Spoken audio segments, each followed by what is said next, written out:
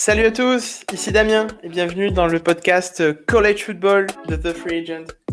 Comme d'habitude, j'accueille les spécialistes College Football de The Free Agent pour décrypter l'actualité de la prochaine semaine, enfin du prochain week-end de College Football. Salut Franck. Salut Damien, salut Lucas. Et salut Lucas. Salut Damien, salut Franck. Sans plus attendre, on va se lancer dans le décryptage des 4 rencontres clés du week-end, comme on a l'habitude de le faire ensemble. On va commencer par les chouchous de Lucas, Oregon, qui va affronter les Utah Utes, un programme que j'aime beaucoup personnellement parce que ma famille a vécu en Utah pendant très longtemps et mes cousins ont étudié à Utah, mais ma tante et mon oncle ont enseigné à Utah, donc c'est un programme avec lequel j'ai une attache toute particulière au vu de mon histoire familiale, donc je suis très content de discuter de ce match avec vous. Ce match sera diffusé sur l'ESPN Player, donc si vous ne le savez pas encore, The Free Agent a un partenariat avec ESPN, et en vous abonnant via le lien qu'on vous met dans la description du podcast, vous avez 40% de réduction sur l'abonnement annuel, donc presque à moitié prix. Donc voilà, ça vaut vraiment le coup. À chaque fois qu'il y aura des matchs sur ESPN, on va vous le rappeler et vous verrez qu'il y en a pas mal. Donc ça vaut vraiment le coup pour suivre le college football, le college basketball. Bon, là, la MLB, c'est fini, mais bon, ça vaudra quand même le coup quand elle reviendra. Et puis tout le reste, parce qu'il y a de tout sur ESPN. Lucas, confiant avant ce match contre les Utes? Confiant, peut-être pas. Moi, je vois ça comme un match potentiellement piège pour les Ducks.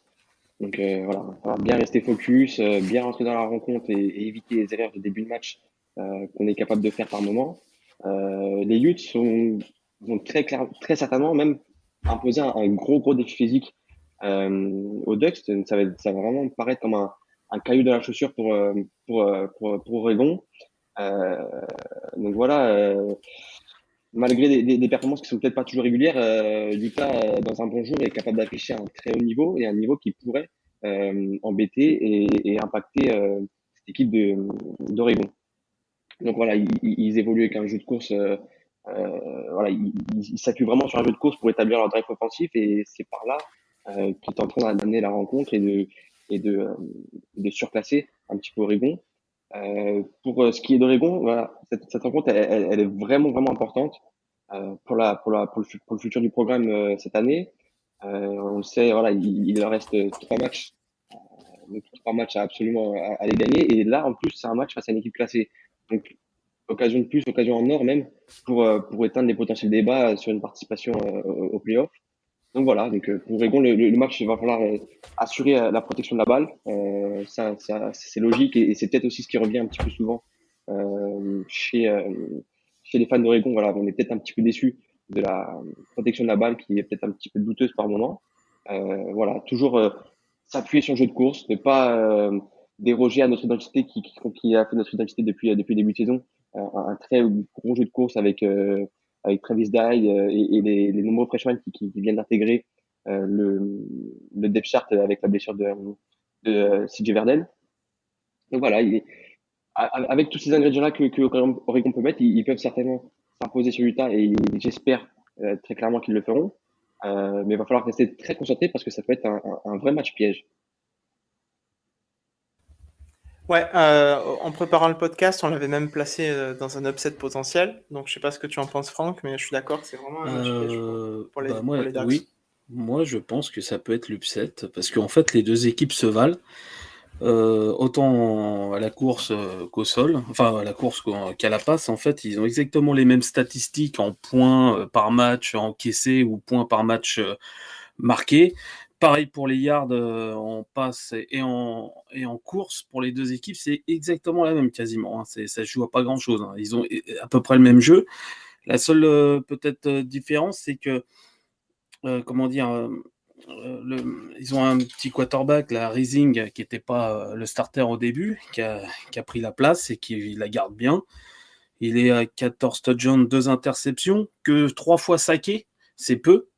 Donc ça va être dur. Il court un peu, bon, 321 yards, 4 touchdowns, mais surtout il joue beaucoup sur ses tight ends. En fait, il en a 2 qui sont à 360 yards à peu près tous les deux et 5 touchdowns chacun. Donc il va falloir faire attention. Je crois que ça court aussi. Ils ont un bon coureur. Et ils en ont même deux. Ils ont Thomas qui a 742 yards, 14 touchdowns, donc c'est beaucoup. Il fait en moyenne 6 yards par course. Et Pledger, lui, est à 7,3 yards par course. Donc ça perce bien, il va falloir faire attention. En plus, leur quarterback est plutôt pas mauvais du tout. Ils ont une grosse défense aussi, avec mon petit chouchou, on va dire, de cette année, c'est Devin Lloyd, qui est énorme. En fait, c'est le bonhomme à tout faire. 85 tacles, 48 en solo, 6 sacs, 6 passes défendues, 3 interceptions, un fumble forcé, un fumble recouvert, un touchdown de 2 yards sur un pick 6 de 2 yards. C'était marrant. Mais en face aussi, ça va être bien parce qu'il va y avoir un duel avec le sophomore Noah Sewell, qui est excellent pour sa deuxième saison. Il a à peu près les mêmes stats, 79 tacles, 34 en solo, 3 sacs, 5 passes défendues, un fumble forcé. Ça va être un vrai duel. Bien sûr, il y a Thibodeau aussi en face. McKinley, le safety, est très très bon. Question en défense, interception, il en est à 5, je crois, cette année. Côté offensif d'Oregon, Brown est à 12 touchdowns, 4 interceptions, mais il a pris 13 sacs cette année. Alors quand je vois la défense comme d'Utah, ça peut jouer un rôle essentiel. Mais Brown, il court, il marque 8 touchdowns aussi à la course. Dye est plutôt bon, 12 touchdowns. Lui aussi, il fait du 6 yards de moyenne. Verdell est un peu moins utilisé, mais il fait son taf, il n'y a pas de problème. En plus, Dye, c'est un poison parce qu'il réceptionne aussi. Et donc, ça risque d'être intéressant. Ça va être serré, les deux équipes se valent vraiment. Et j'ai hâte de voir ça. En plus, il y a un petit truc sympa, c'est que les deux frères à Penny Sewell vont s'affronter. Pas directement, puisqu'ils jouent le même poste de linebacker. Tu as Nephi Sewell donc, qui est à Utah et Noah Sewell qui est à Oregon. Ça va être un match intéressant. Ça joue à Utah. Et sincèrement, moi, je vois bien Utah. En fait, ils n'ont rien à perdre, Utah. Même s'ils perdent ce match-là, ils sont encore en course pour gagner leur division. Par contre, Oregon, ils ont tout à perdre parce que s'ils perdent, ils sortent du top 4 et je crois qu'ils ne reviendront plus, quoi. Donc voilà, ça va être un match très intéressant à regarder. Ouais, je suis vraiment d'accord que ça va être un match très intéressant et piège pour Oregon. Petit instant météo, d'après les prédictions actuelles, on annonce -1 à Salt Lake City.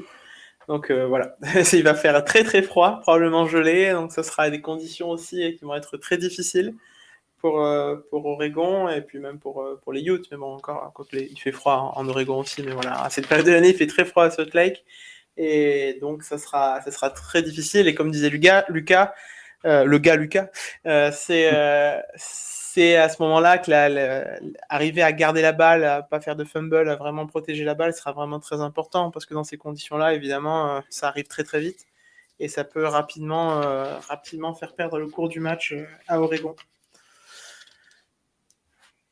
Et c'est vrai que... Oui, pardon. Non, mais je voulais juste ajouter, là où je suis un peu plus confiant, c'est dans les tranchées, en fait. Oregon domine vraiment, vraiment. Sur toutes les rencontres de la saison, ils ont vraiment dominé ça. Sur la ligne offensive, sur la ligne défensive, on a rarement été inquiété, en fait. Et dans un match comme ça va évidemment être encore plus important. Sur la ligne offensive, voilà, pour ouvrir des brèches et installer un jeu de course, parce que dans une température comme ça, on ne sait pas s'il va neiger, on ne sait pas s'il y aura de la pluie, etc. On sait que c'est une période d'année un petit peu difficile. Avoir un jeu de course et une ligne offensive qui aide, ça va forcément être que bénéfique. Et défensivement, Franck l'a dit, c'est un quarterback jeune, peu expérimenté et qui a rarement été saqué.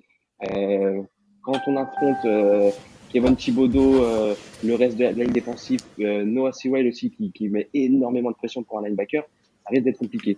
Voilà. Donc, pour moi, là où Oregon peut gagner le match, ça va être sur sa défense, créer des turnovers, donner des positions favorables à Oregon et en profiter.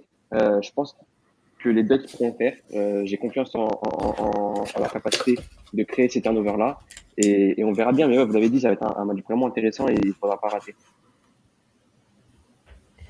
Ouais, c'est clair. Un match à pas rater et à suivre sur l'ESPN Player entre les Ducks et les Utes.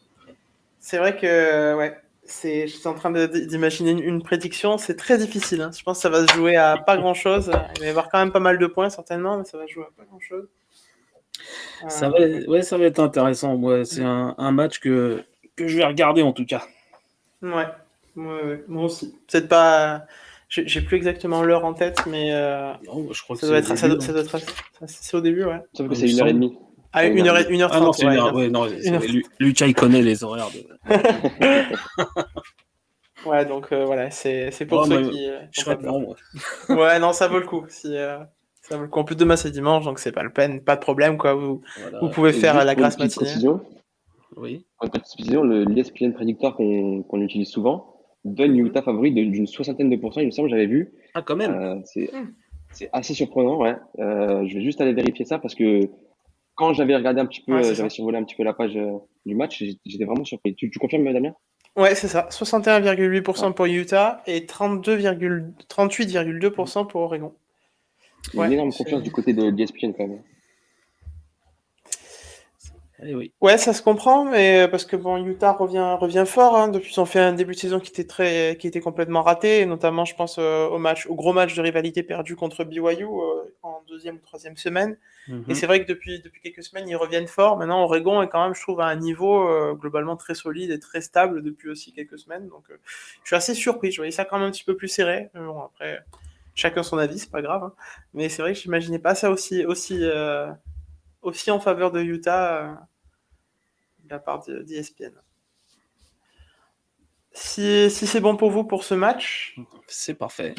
on va passer à un autre match de la Pac-12, un gros match, puisque c'est le match entre USC et UCLA. Ce sera le 91e Crosstown Showdown, puisque les deux programmes USC, University of Southern California, et UCLA, bon, University of Los Angeles, va opposer deux énormes programmes de la ville de Los Angeles. Voilà, c'est un énorme match entre deux programmes très très proches, puisqu'il n'y a que à peu près 20 km de freeway, d'autoroute qui les séparent, donc c'est très peu.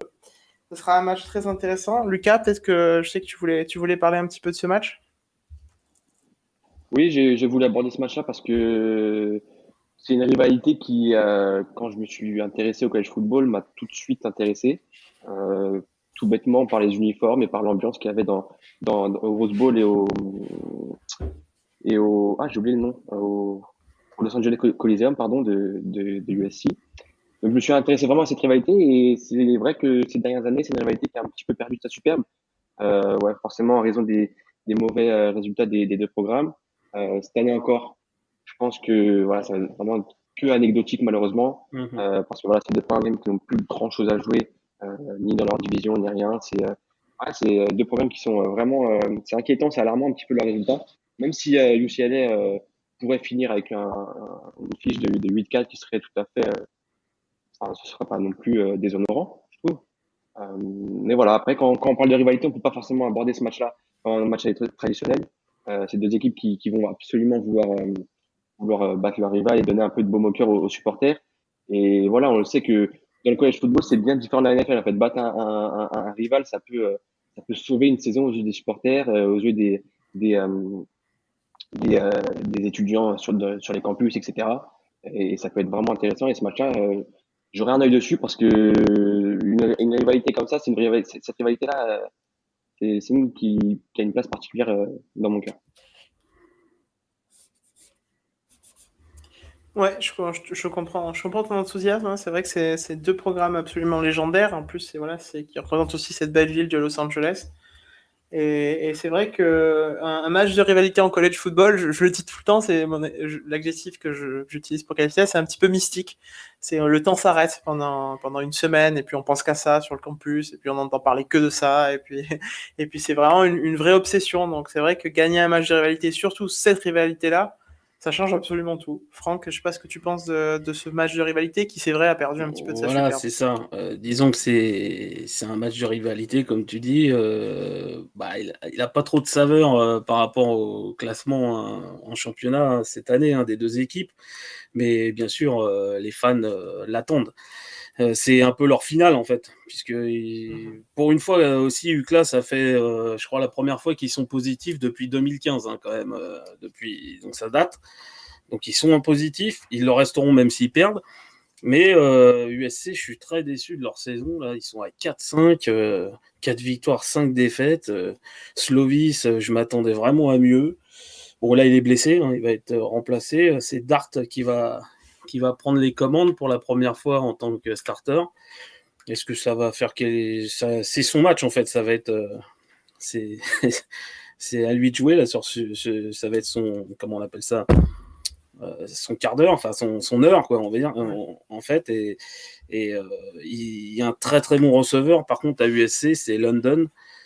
Malheureusement, est-ce que ça va suffire? En face, c'est plus la course qui domine en fait, avec Charbonnet qui est excellent et puis Brown aussi qui sont à peu près équivaux, plus leur quarterback Thompson Robinson qui est à 7 touchdowns à la course.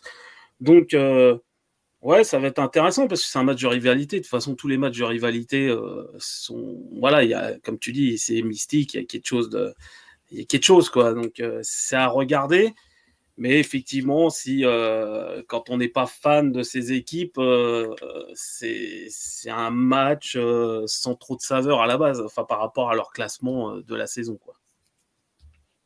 Ouais, non, c'est sûr. Après, voilà, si vous aimez Los Angeles, la culture de cette ville-là, et puis même, voilà, c'est la culture du college football, ou si vous êtes curieux un petit peu du college football, ou même de Los Angeles, parce que je pense que c'est quand même une rivalité qui représente bien la ville, comme, voilà, quand même des programmes, des campus qui sont hyper importants. Voilà, il y a évidemment, je pense qu'à Los Angeles, c'est les Dodgers et les Lakers qui dominent largement la fanbase, mais voilà, après, les équipes universitaires et ces campus-là, ils sont vraiment très, très importants. Donc ça vaut vraiment le coup, si vous vous intéressez à Los Angeles, à la Californie, à tout ça, de vous intéresser à ce match, à son histoire, comme on l'a dit. Voilà, c'est un match de rivalité qui est très très très très ancien. Première occurrence est 1929, donc voilà, c'est quand même très ancien, avec une victoire 76-0 de USC. Donc, et le deuxième, attention, en 1930, 52-0 pour USC. Donc voilà, c'était ouais. Après le troisième est extraordinaire, mais pas autant que le sixième. Le troisième c'est 7-7, mais attention, le sixième je crois que c'est le plus beau. Si on a ça, je pense que vous allez vivre le plus grand moment de votre vie. Vous allez nous remercier d'avoir regardé ce match, puisqu'il y a eu 0-0 entre USC et UCLA. Un véritable plaisir, une joie de college football. Bon, ça arrivera probablement pas, puisque maintenant plus personne ne défend en college football, mais bon, Si ils défendent dans la Big Ten. Oui, c'est tout en Big Ten, si vous voulez voir en Big Ten. Les 9 prolongations où le match, en fait, il y a juste 2 touchdowns qui ont été marqués. Voilà. Il faut venir en Big Ten, c'est la joie. On va se régaler. Si c'est tout pour ce match, justement, on va aller en Big Ten. On va se régaler. T'es chouchou. Ouais, avec les Spartans de Michigan State qui vont venir visiter les Ohio State Buckeyes pour le grand match, le grand match de la Big Ten. C'est le match qu'on attendait tous il y a quelques semaines. On l'attend peut-être un petit peu moins depuis la défaite de Michigan State, mais quand même, les Buckeyes sont en tête de la division, à égalité avec Michigan State, mais devant par rapport aux confrontations interconférences, puisqu'Ohio State n'a perdu contre aucun adversaire de la Big Ten. Voilà, je sais pas ce que tu en penses, Lucas, de ce match. Ohio State favori, quand même. Ouais, pour moi, Ohio State favori. Sur le papier, l'attaque aérienne d'Ohio, elle peut mettre à mal absolument tout le college football, n'importe quelle défense. Mais il faut que les engrenages s'activent et tournent tranquillement. Sinon, on voit bien, on l'a vu sur certains matchs, notamment face à Rutgers. Il y a des petits. C'était Rutgers, oui. Oui, c'est Rutgers. Nebraska, peut-être. Oui, plutôt Nebraska, pardon. Nebraska, ouais. Nebraska, pardon. Où on a vu que quand l'engrenage et la machine ne roulaient pas parfaitement, n'étaient pas bien huilés, et ben ça peinait un petit peu à avancer sur le terrain et à rester serein sur 4 cartons. Donc voilà. Donc, pour moi, le problème avec CJ Stroud, c'est qu'on ne sait pas trop sur quel pied danser. Par moment, ça peut devenir compliqué. Par moment, ça peut être excellent. On l'a vu encore la semaine dernière face à Purdue où il a réalisé une performance absolument extraordinaire. On l'avait vu face à Maryland par le même biais. Donc voilà, s'ils sont capables de réaliser la performance dont on attend d'eux, très aérien, très offensif, je pense qu'ils pourront s'assurer une victoire assez tranquille. Euh, Parce que on l'a vu et on l'a souligné à plusieurs reprises, la défense aérienne des Spartans est vraiment vraiment friable et peut tout à fait rompre sous les assauts pardon des multiples armes d'Ohio State. Ouais, c'est clair. Clairement, je vais peut-être laisser parler Franck sur ce match et puis après Ouais, mais je ferai un petit peu la synthèse. Ouais. je suis complètement d'accord avec Lucas. De toute façon, Ohio State, ils ont tout d'un grand cette année, je trouve. Ils sont, c'est simple, hein, ils sont en tête. C'est l'équipe numéro un en total offensif. Donc, défensivement, ils sont. Enfin, moi, je trouve, pardon. Voilà, ils ont un trio de receveurs qui peut faire mal à n'importe quelle équipe. Ils sont le petit Smith Njigba, il est énorme. Garrett Wilson, c'est pareil. Chris Olave, en fait, ils sont tous dans le même moule, quoi. Et quand vous avez 3 receveurs comme ça, que vous laissez CJ Stroud lancer le ballon, en même temps, il a une ligne offensive euh, qui est vraiment costaud parce que lui, il s'est fait que saquer 7 fois cette saison, donc c'est pas pour rien. Parce que c'est pas un quarterback qui bouge beaucoup, hein, Stroud. Euh, je plus leur running back en plus, le freshman Henderson, franchement, ils ont une attaque de feu, quoi. Après, en défense, c'est peut-être derrière que ça risque d'être un peu compliqué, mais les corners et les safety, mais je pense pas justement que Michigan State pourra faire quoi que ce soit, hormis Kenneth Walker en attaque, le running back. Je les vois mal, gêner cette défense qui a un peu de mal quand même derrière sur les jeux aériens. Je pense que Ohio State, s'ils commencent fort le match, ça risque de se finir en fessée pour Michigan State, hein. Ils reviendront pas comme ils ont fait face à Michigan. C'était un retour inespéré d'ailleurs quand ils ont gagné. Euh, là en ce moment, je suis pas un, un supporter d'Ohio State, mais j'avoue que là, c'est du costaud. Et ça risque de mal se passer pour Michigan State. Le match le plus important, en fait, ça sera la semaine prochaine face au Wolverine. Là, il y aura un vrai combat, je pense. Et là, ça peut se jouer là-dessus, quoi. Ouais, c'est clair, c'est clair, je suis tout à fait d'accord avec tout ce que vous avez dit. Et c'est vrai que quand la machine se met en route en début de match, je pense par exemple à ce qui s'est passé la semaine dernière contre Purdue, où très rapidement la défense a eu a récupéré des ballons suffisamment bien placés sur le terrain pour permettre à CJ Stroud, à Trevion Anderson et à toute la bande d'aller marquer 2-3 touchdowns. Je crois qu'il y a eu 5 touchdowns qui ont été marqués consécutivement par Ohio State dans ce match. Donc voilà. Purdue avait aucune chance de gagner ce match et je vois mal ce qui peut donner plus de chance à Michigan State. À part comme tu l'as dit son running back, c'est vrai que ça va. CJ Verdell avait fait très très très mal à Ohio State en début de saison. Maintenant voilà, la défense c'est pas la meilleure chose, mais ça s'est quand même un petit peu amélioré. Et puis le changement de coordinateur offensif, en tout cas sur le terrain. Oui, Donc c'est puis. vrai que. Ouais. Pardon. Vas-y. Non, oui, puis la seule chose qui pourrait éventuellement mettre un grain de sable dans l'attaque des Buckeyes, je l'ai déjà dit, hein, c'est une grosse pression sur Stroud. Alors, est-ce que Michigan State a les moyens de mettre cette pression?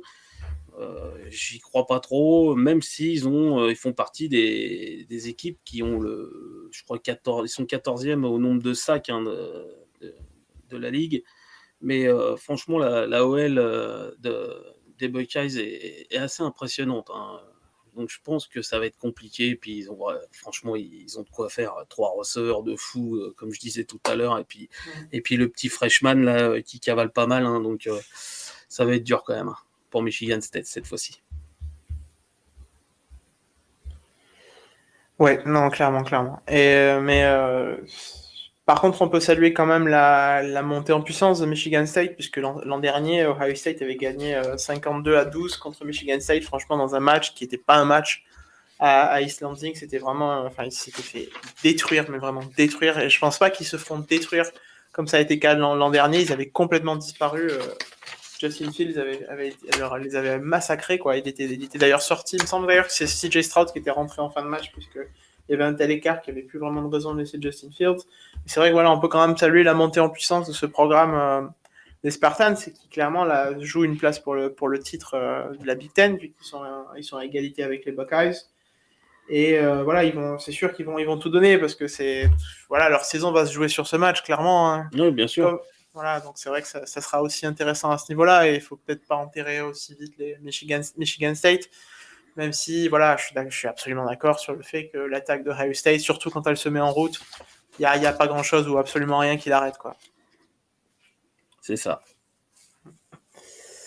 Autre chose, Lucas, peut-être sur ce match? On passe à la suite. Ouais, j'aurais juste voulu revenir rapidement sur un petit peu sur les Wolverines, juste pour vraiment souligner le très très bon travail, tu l'as dit, Damien, de Mel Tucker, hein, et j'ai l'impression que quand il doit aborder les grosses échéances, pardon, et ben il le fait plutôt bien, et je trouve que il arrive à gérer et à préparer parfaitement ses rencontres. Et on l'a vu face aux Wolverines, une rencontre importante. Il a préparé ses joueurs étaient conditionnés, ils ont appliqué le plan de jeu à la lettre, et au final ça s'est avéré fructifiant. Donc voilà, il faut pas non plus enterrer complètement les Spartans. Je pense qu'ils peuvent venir très préparés. Et je pense qu'offensivement, ils ont de quoi répondre. Ça va peut-être pas se faire sur 4 cartons et sur tout leur drive, mais ils auront de quoi mettre un petit peu à mal cette défense. Je pense, vous avez dit, à Kenneth Walker, mais aussi Jalen Reed, le receveur, qui est sur une très très bonne saison. Et ouais, je pense que ils peuvent à plusieurs reprises par éclat mettre à mal un petit peu cette défense des Buckeyes par des big plays, on l'a vu, et c'est aussi un aspect qu'il faut vraiment ne pas oublier dans le college football. Les big plays, ça change des matchs, ça apporte du momentum, et dans les gros matchs comme ça peut faire la différence. C'était juste ce que je voulais souligner. Et l'autre petit coup de gueule, si je peux dire, c'est que le match sera pas sur Fox et on sera pas bercé par la belle voix de Gus Johnson et les très bons commentaires de Joe Clark. Je suis déçu. J'avais l'habitude de regarder de la Big Ten avec ces deux gars-là aux commentaires, et ils seront pas là, ils seront sur un autre match. Ouais, oui, puisque le match sera à suivre sur ABC, donc sur l'ESPN Player. Voilà, si vous êtes abonné, vous pourrez profiter de ce grand choc de la Big Ten. Je pense aussi que la clé pour Michigan State sera de ne pas prendre l'eau trop rapidement, parce que Ohio State est vraiment très très fort pour détruire dans les premiers quarts-temps et enterrer tous les espoirs des programmes très rapidement. S'il y a les moindres erreurs rapidement dans le premier ou deuxième quart-temps, je pense que ça sera terminé, quoi. Ils ont cette capacité de marquer vraiment facilement 2, 3, 4, 5 touchdowns, et ça s'enchaîne très rapidement, et après ça devient vraiment démoralisant et difficile à reprendre. C'est vrai, en plus tu résumes très bien, c'est exactement ça, parce que face à Oregon, en première période, c'est compliqué. J'ai souvenir qu'ils ratent 2 quatrièmes tentatives dans la red zone adverse. Donc du coup, c'est un drive qui revient dans le drive sans points. Pareil, très récemment, où en première période, c'est un petit peu compliqué. J'ai l'impression que quand ils n'ont pas le match, ils ne gèrent pas le match sur les débuts de match, peut-être qu'ils perdent pas confiance en eux, mais voilà, ils s'affolent un petit peu, et après, c'est un enchaînement d'événements qui jouent en leur défaveur. On l'a vu face à Purdue, ils ont dès le premier quart-temps, ils ont imposé un rythme et ils ont laissé aucune chance aux Boilermakers. S'ils le font face aux Spartans, il y aura pas de match, et Ohio State, sortira vainqueur très largement avec une 50aine de points, encore une fois, comme on a l'habitude de voir avec ce programme. Non, mais clairement, c'est un gros problème, je pense, chez Ohio State, comme tu l'as dit, quand ils ont le match qui leur échappe en début de rencontre, comme contre Oregon ou Nebraska, c'est très compliqué. On a l'impression vraiment qu'ils perdent confiance. Et la question se pose en particulier quand on a un quarterback freshman comme CJ Stroud, qui s'est cherché en plus en début de saison et qui a, comme tu l'as dit, Franck, a du mal à gérer la pression. C'est pas forcément un quarterback très mobile, en tout cas, c'est pas dans sa nature de courir.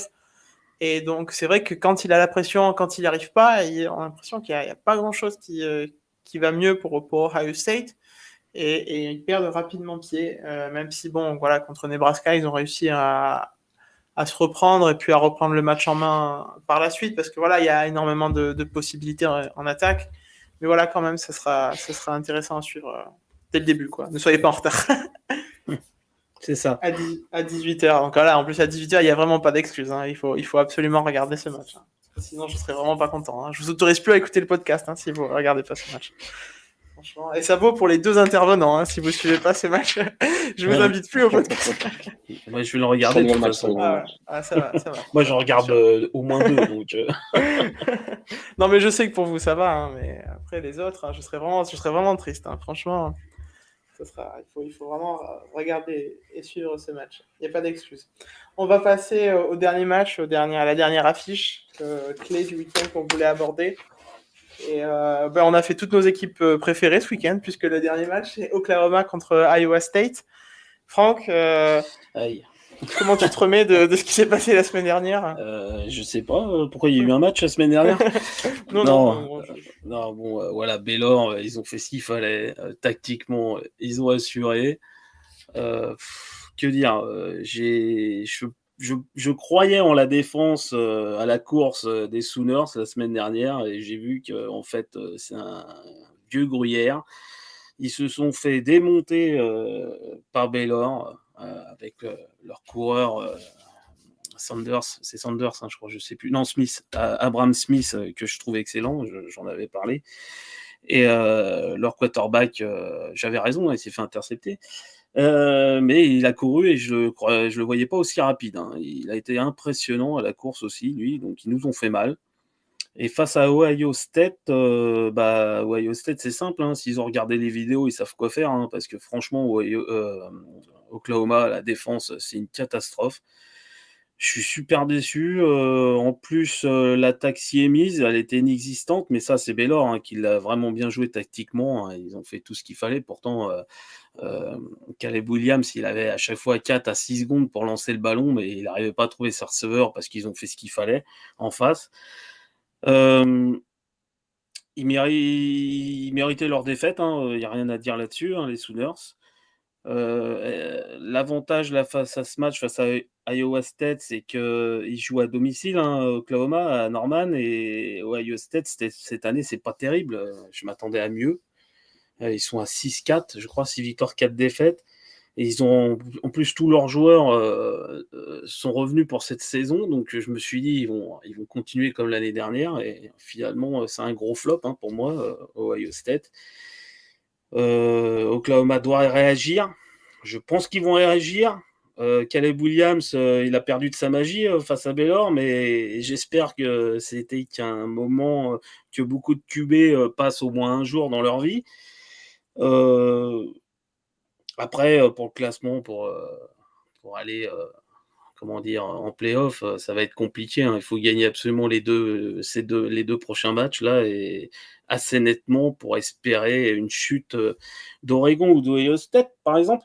Mais, mais je rigole, mais ça va être compliqué. Bon, je pense que les Sooners vont réagir et en bien, mais voilà quoi, la défense, il va falloir qu'il fasse quelque chose quoi, parce que c'est bien de recruter tous les ans des receveurs, des quarterbacks, une OL, mais il va peut-être falloir qu'ils s'attachent à recruter de la défense, mais de haut niveau quoi, des 5-4 étoiles. En plus, dans quelques années, ils vont être à la sec. Si t'as pas une bonne défense, ils vont se faire démonter. Hein. Enfin voilà. Ouais, non, c'est clair que tu as tout bien, évidemment bien résumé, évidemment avec beaucoup d'impartialité. Je sais que c'est pas toujours facile dans ces situations-là. C'est vrai que la situation est un petit peu difficile, mais pas complètement perdue. Lucas, toi, qu'est-ce que tu penses de ce match? Est-ce qu'on va avoir une nouvelle chute pour Oklahoma? Pour moi, c'est un match compliqué. Hein. Certes, l'aspect psychologique va jouer un facteur important, vouloir se relancer, etc. Mais pour moi, les Sooners sont vraiment au dos du mur. Donc déjà, comme tu l'as dit, Franck, ils ont vu leur chance de participer au playoff s'amincir très fortement. Et au-delà de juste se racheter sur ce match et ne pas sombrer complètement et ne pas gâcher un petit peu cette saison, c'est un match qui est vraiment un tournant dans leur conférence. On a vu plusieurs équipes, on a plusieurs équipes qui se valent au niveau des bilans dans la conférence. La confirmation de Baylor qui vraiment est de nouveau un programme à ne pas oublier et à placer sur la carte de cette conférence Big 12 et Oklahoma State en fait tout simplement les ennemis d'Oklahoma. Donc les Sooners ont gros à perdre sur les 2 derniers matchs de la saison. Pour le moment, ils ont encore le destin entre leurs mains, mais une défaite pourrait redistribuer toutes les cartes dans la Big 12. Et ce Bedlam s'annonce déjà épique. Je sais pas ce que tu en penses, Franck, mais franchement, j'en ai déjà l'eau à la bouche. Ah, moi aussi, en plus, Oklahoma State a à peu près le même style de jeu que Baylor, donc c'est chaud, quoi. Donc si on perd face à... pas Ohio State, je voulais dire Oklahoma State, hein, ils ont le même jeu que Baylor. Si on perd contre Iowa State, ouais, de toute façon, c'est fini après. Mais après, c'est sûr que la place de finaliste pour la Big 12 va être encore plus compliquée, quoi. Mais c'est vrai que j'ai hâte d'être déjà la semaine prochaine, mais déjà, je veux une belle petite victoire, là, quand même. Une vraie victoire et pas un truc à l'arrache comme ils font depuis le début de la saison. Et juste pour venir un petit peu sur le match, ouais, vraiment attention à Iowa State. Comme tu l'as dit, ils m'ont déçu et ils t'ont déçu. Et je pense qu'ils ont déçu pas mal d'observateurs du college football. Mais c'est une équipe talentueuse et qui a réussi à faire tomber Oklahoma State un peu plus tôt dans la saison. On sait que c'est en général ce genre d'équipe qu'il faut se méfier car ils sont capables de réaliser de gros exploits et de gros matchs. C'est souvent ce genre d'équipe qui réalise des upsets, etc. Et on le sait que voilà, faut vraiment se méfier de ce genre de programme qui ont une équipe très talentueuse, qui ont déçu et qui collectivement n'ont pas su briller. Mais voilà, il y a Brock Purdy, il y a le running back, j'ai complètement oublié son nom, mais on en a parlé un peu plus tôt avec Damien, qui vraiment Oui. est très talentueux et qui a un avenir certain en NFL. Et Oui, voilà, il y a vraiment beaucoup de talent. Breezy Hall. Voilà, c'est ça. Brucey Hall, exactement. Merci. Donc, Oui. pour moi, c'est le genre d'équipe que j'aime pas affronter, qui peut renverser vraiment Bon. gros sur un. On l'a vu l'année dernière, hein, ils avaient battu déjà les Sooners et en finale, ça avait été assez serré, il me semble, hein, pour la finale de conférence. Donc Oui, oui, c'était un touchdown d'écart. Hein. 26 devait être quelque ouais, chose comme je sais plus 27, 20 trop. 27, 21, un truc du genre. Ouais. Mm-mm. C'est vraiment. Ça s'est joué à rien du tout. Ouais. Non, on sait que c'est une équipe qui va ennuyer les Sooners. Et puis moi, ce qui me fait peur, moi, c'est vraiment la défense. L'attaque, enfin, les Sooners, ce qui les sauvait, c'était leur attaque. Ils pouvaient gagner un match n'importe quand. Face à Baylor, ils ont été incapables de gagner quoi que ce soit. Donc j'espère qu'ils ne vont pas récidiver et qu'on va trouver des solutions au moins offensives, ce qui permettra à la défense de faire juste ce qu'on leur demande au bon moment, quoi.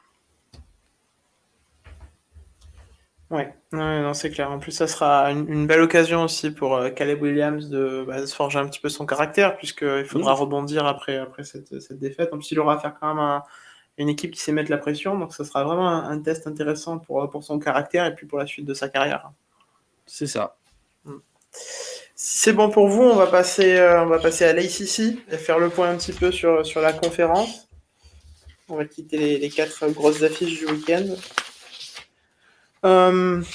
On voulait vous parler un petit peu, faire le point sur les finales de conférence potentielles. Et on va commencer avec l'ACC, puisque ce week-end, il y a 2 rencontres qui peuvent déterminer le sort final de la conférence, puisque Wake Forest va affronter Clemson et Virginia va affronter Pittsburgh.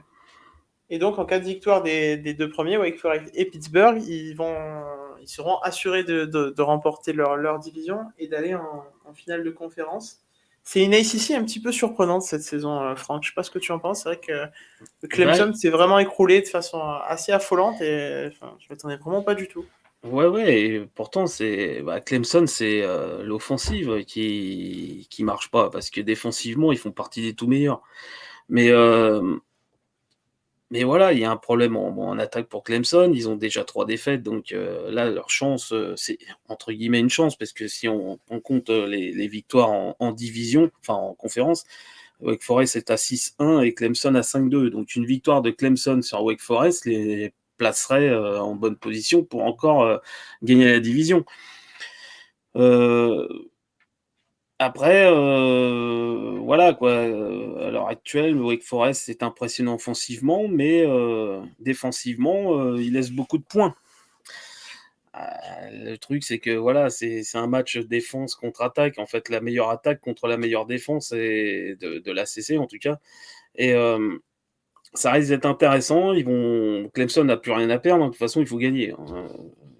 Wake Forest peut se faire piéger par Clemson, je me dis. Clemson, quand ils perdent pas de beaucoup. Ils défendent plutôt bien, mais c'est seulement offensivement qu'ils ont beaucoup de mal.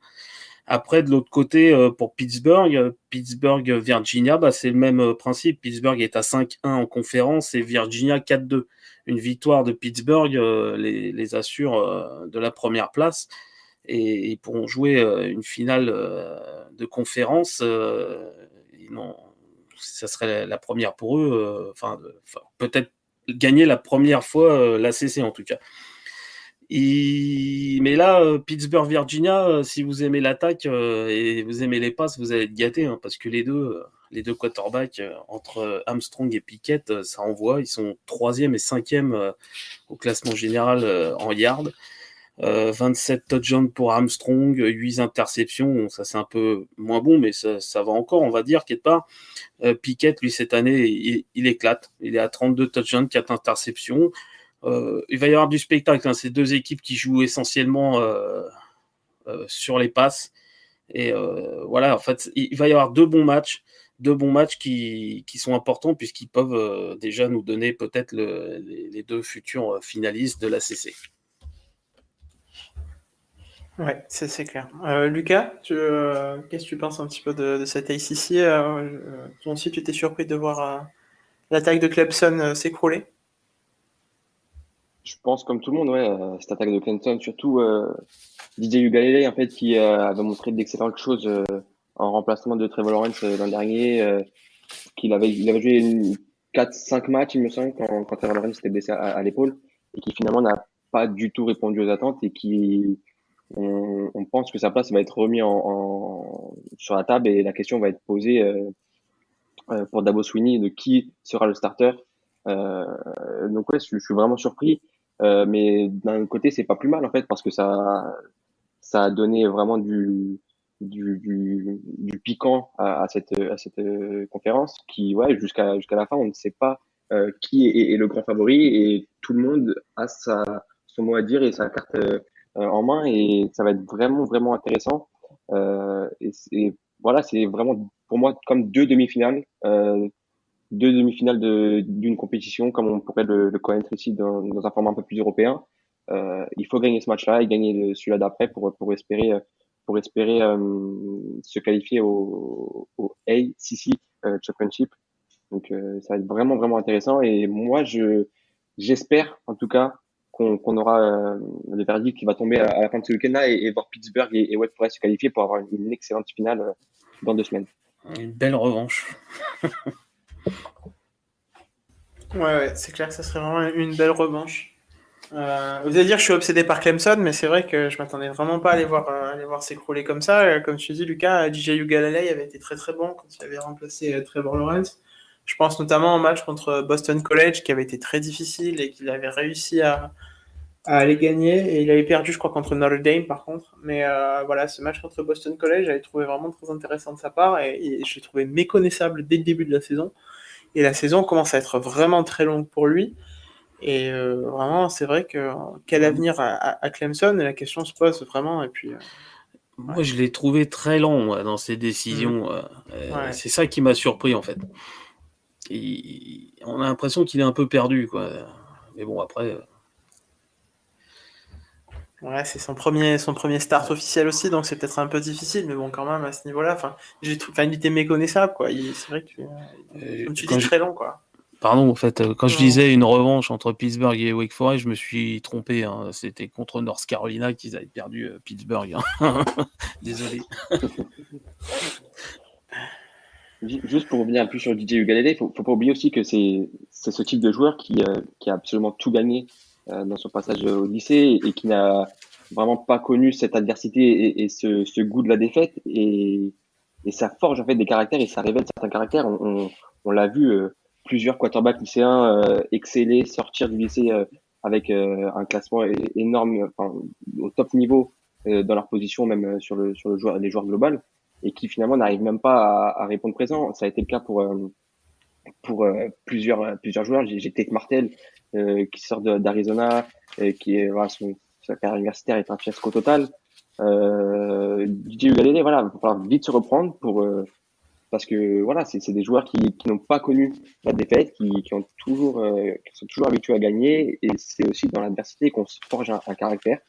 Donc voilà, c'est une expérience nouvelle qu'il a vécue, et se relancer l'année prochaine et balayer un petit peu cette année un petit peu galère. Ouais. Est-ce que tu vois un transfert pour lui?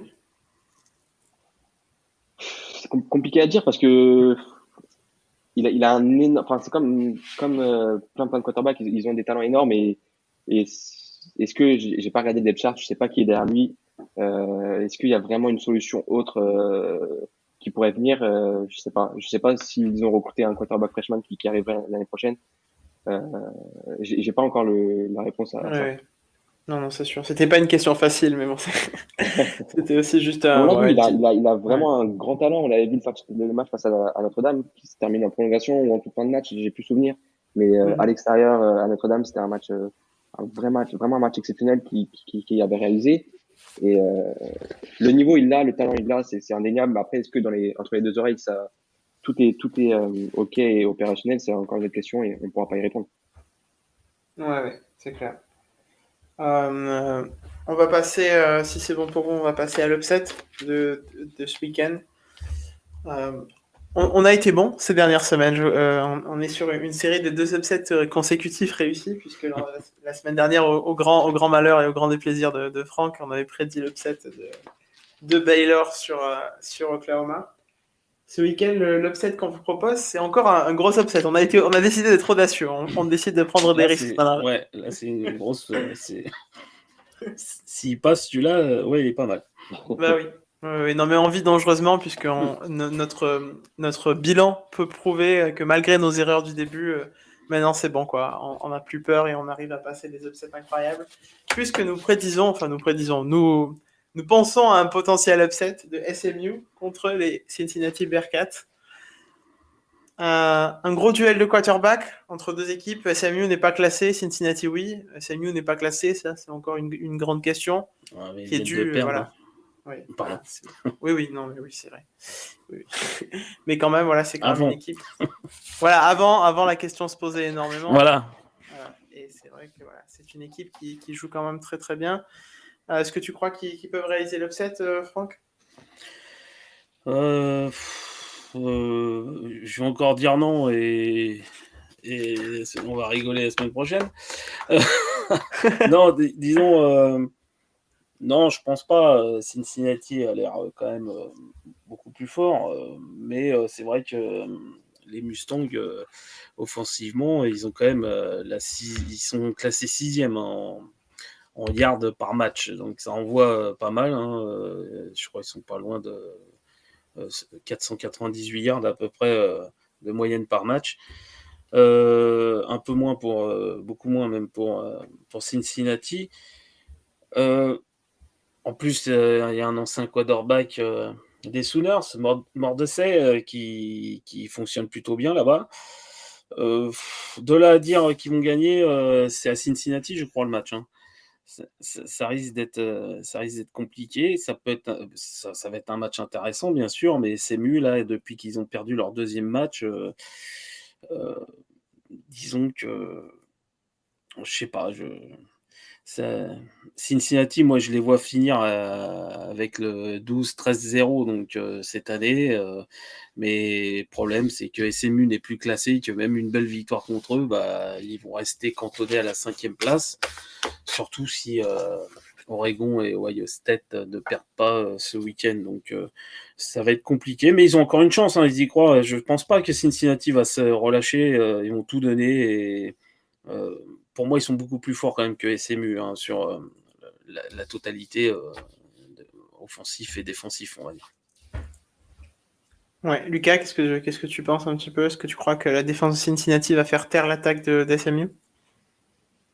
Vous l'avez dit, SMU, c'est une attaque absolument explosive et c'est vraiment une philosophie de ce programme-là. On l'a vu l'année dernière avec Buchele au poste de quarterback, l'ancien transfert du Texas. Ça roulait parfaitement depuis plusieurs années maintenant. Et cette année encore, une excellente attaque. Et c'est aussi ça qui m'a fait peut-être penser à un upset. C'est qu'on aura peut-être pour la première fois une attaque vraiment digne de ce nom face à Cincinnati. Euh, Après la victoire de Cincinnati face à Notre-Dame, on avait coché cette rencontre dans le calendrier. On s'était dit, c'est la prochaine grosse échéance des Bearcats et il faudra sortir vainqueur pour espérer une participation en playoff.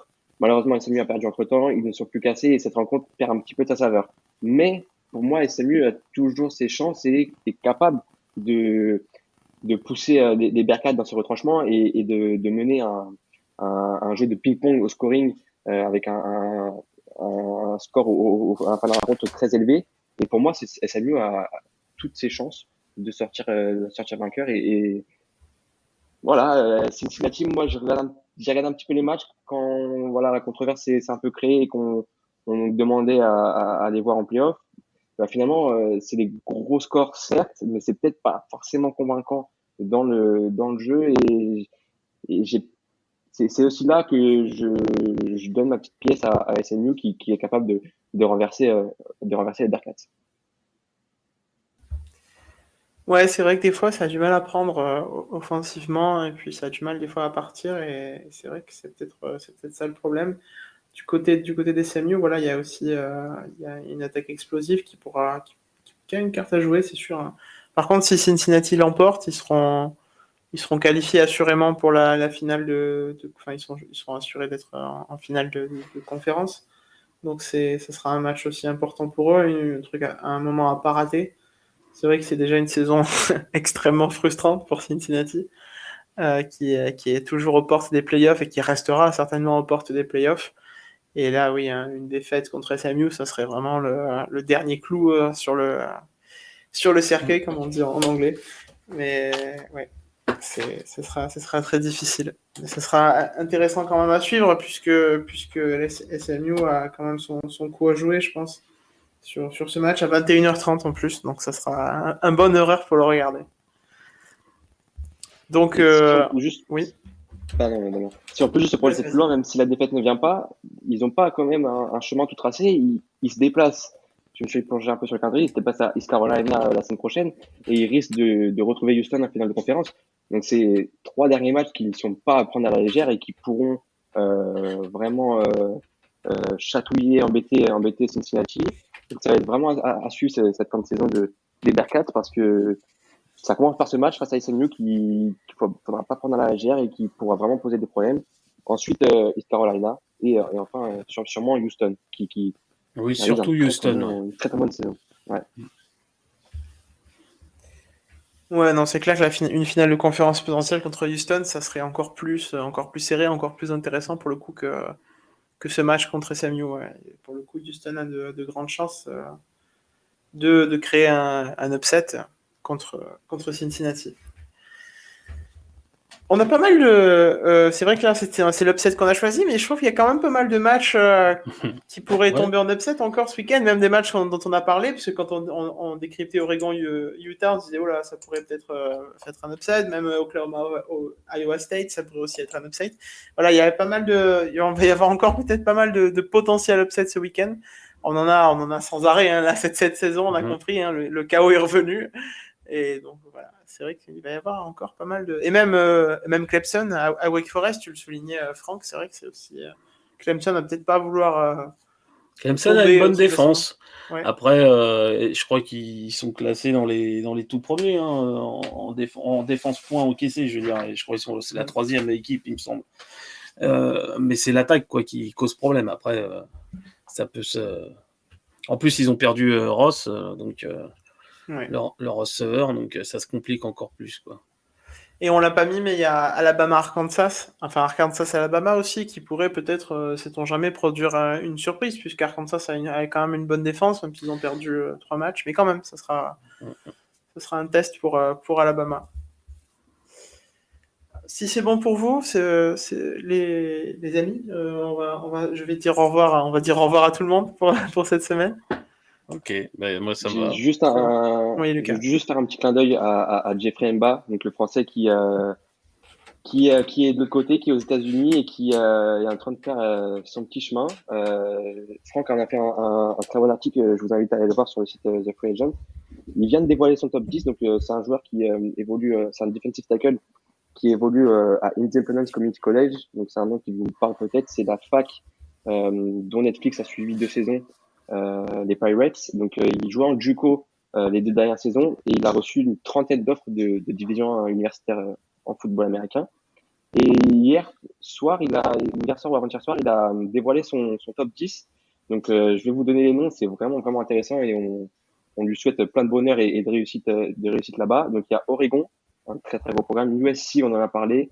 Jackson State, donc la fac dont l'aide coach est Deion Sanders, l'ancienne légende de la NFL et du college football. Oklahoma, donc les Sooners de Frank qui attendaient un petit peu de défense. Bah, peut-être que ça Voilà. viendra d'un Français, qui sait.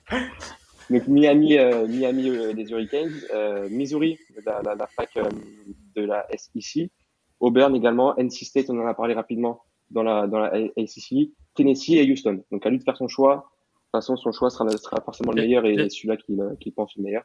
Il a du beau choix. Oui.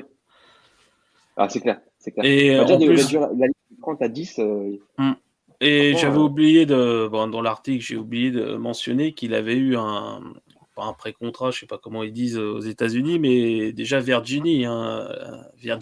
Oui, c'est ça. Il avait commit là-bas. Finalement, après, au niveau des notes et etc., c'était un petit peu tôt. Voilà, et puis Il était, voilà, et après, il était revenu un petit peu en France, jouer au Pionnier de Touraine, je me souviens. Et puis ensuite, voilà, tranquillement, il est parti du côté de Independence Community College où il fait vraiment un carton et il est numéro 1. oui, C'est il est le monté. meilleur joueur, le joueur numéro 1 en sortie de JUCO. Donc, c'est le meilleur joueur de JUCO, tout simplement. Donc, on est vraiment, vraiment très, très fiers de lui et on espère plein de réussites en division. Boomer Sooner. Ouais, en plus il a réduit la liste à 10, mais là, enfin, je suivais un petit peu son compte quand ça s'est passé. Il en a eu, je sais même pas combien, une trentaine, une Ouais, cinquantaine d'offres, que des trentaine, gros c'est ça, ouais, programmes en plus. trentaine. Ça, c'est incroyable. Il y C'était avait Ohio State aussi incroyable. dedans. Donc c'est pas Alors, mal, est-ce hein. que USC aura la main sur lui, puisqu'il l'avait repéré avant qu'il soit classé? C'est Ouais, la c'est question. ça. Je sais qu'il avait eu aussi une bonne entente avec Deion Sanders, donc le coach de Jackson State, pourquoi pas. Beaucoup de temps de jeu à prendre là-bas. Il Ouais, était mais en visite officielle la semaine dernière à Miami. Donc ouais, il a vraiment plein de facs à ses pieds et à lui de faire le meilleur choix. Et juste pour note aussi, il a reçu une offre de Michigan, donc des Wolverines, et c'était plus arrivé depuis, je crois que depuis au moins 35 ans que Michigan ne ferait pas une bourse universitaire à un joueur de JUCO. Mhm. Ah, c'est très fort en tout cas, hein. Félicitations de la part évidemment de toute l'équipe de The Free Agent à lui, puisque il nous rend très fiers, hein. C'est vrai qu'à chaque fois quand je vois ça sur les réseaux sociaux, je me dis waouh, c'est super qu'un Français fasse ça, et puis on est très curieux et on a hâte de savoir dans quel programme il va signer. C'est vrai que il a l'embarras du choix, hein, et de très très bons choix. Il y a presque tous nos programmes préférés dedans, donc c'est vrai qu'il y a du bon choix. Merci Lucas, Et merci à Franck. Oui, excuse-moi, juste pardon. pour boucler la boucle, on va pas oublier Wilfried Penney aussi, qui prend beaucoup de temps de jeu du côté de Virginia Tech, donc les Hoosiers. 4 plaquages la semaine dernière, 5 cette semaine. Les Français intègrent de plus en plus des gros programmes et c'est vraiment, vraiment super intéressant pour la suite. Et c'est fini, je te coupe plus. Non, t'inquiète, tu peux me couper autant que tu veux, surtout quand c'est pour dire des choses aussi importantes, et nos Français qui font de très belles performances aux États-Unis. On est très très fiers d'eux, évidemment, on les félicite, on les suit de très près avec un œil très très curieux, évidemment, à chaque fois. Merci Lucas, merci pour toutes ces informations précieuses, comme toujours. Et Merci à merci à toi, Damien. Franck. Merci, Franck. Bah, merci à vous, les gars.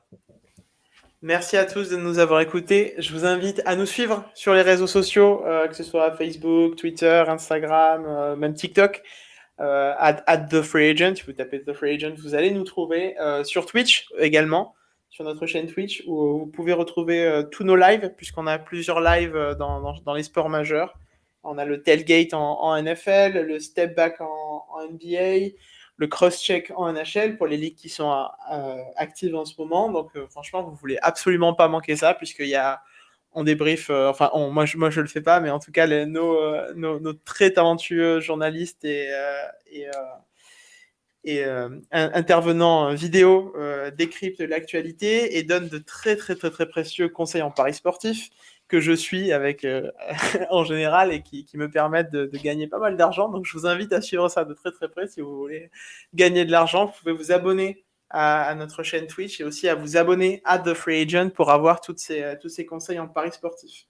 Et pour finir, je le rappelle, notre partenariat, notre grand partenariat avec la chaîne américaine ESPN, le site d'information, vous avez 40% de réduction à l'ESPN Player en vous abonnant avec le lien qu'on va vous mettre en description du podcast. Donc 40% sur l'abonnement annuel, donc c'est presque à moitié prix. Donc voilà, foncez, on vous l'a dit, il y a encore plein de matchs, quasiment tous les matchs dont on a parlé dans ce podcast seront sur l'ESPN Player, donc ça peut être aussi une bonne façon de faire le lien avec ce podcast et puis d'aller suivre ces matchs. Et puis si c'est pas ces matchs-là que vous voulez voir, c'est pas grave, hein, sauf pour celui d'Ohio State, puisqu'il y aura énormément de matchs sur l'ESPN Player. Franchement, il y aura tout ce que vous pouvez imaginer, que ce soit pour le football. Et puis là, en ce moment, il y a la saison de college basketball qui a commencé, donc je vous invite à suivre tout ça. Un grand merci de nous avoir écoutés. Je vous remercie vraiment très du fond du cœur à tous. Et je vous dis à très très très vite, à la semaine prochaine pour un nouveau podcast College Football sur The Free Agent. Salut! Salut! Salut!